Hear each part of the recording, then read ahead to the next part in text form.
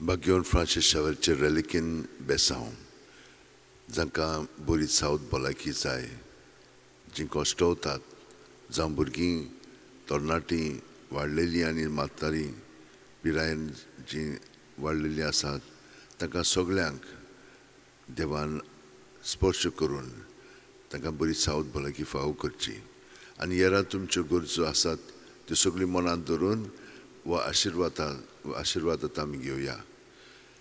सर्वेस्पोर तुमचेर आशिर्वाद घालून आनी तुमकां सांबाळूं, सर्वेस्पोर आपल्या मुखामळाचो पोरजोळ तुमचेर घालून आनी तुमकां प्रसन्न जावं, सर्वेस्पोर आपले मुखामळ तुमकां दाखोवन आनी तुमकां शांती दिवं.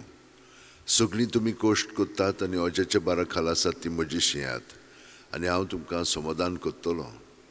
म्हजें जूं तुमचेर घेयात आनी म्हजे लागीं शिकात, कित्याक हांव दुलोभ आनी ल्हानवीक काळजाचो आनी तुमच्या जिवाक नव्यान गोठाय मेळटली.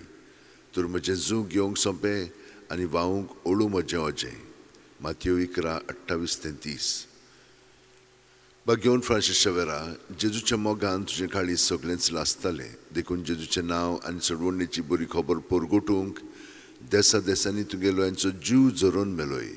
ह्या पासत बापान तुका स्वर्गार महिमेंत भरलो आनी संवसारांत तुजी कूड लेगून कुसूंक दिली ना.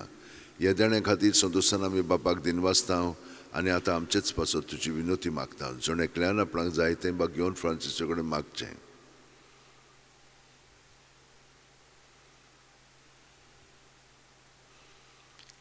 आमचे ओत्रेक बापाक मानतात तसले जाल्यार तुजी विनोतीन ते शांती पावय म्हूण मागता हांव.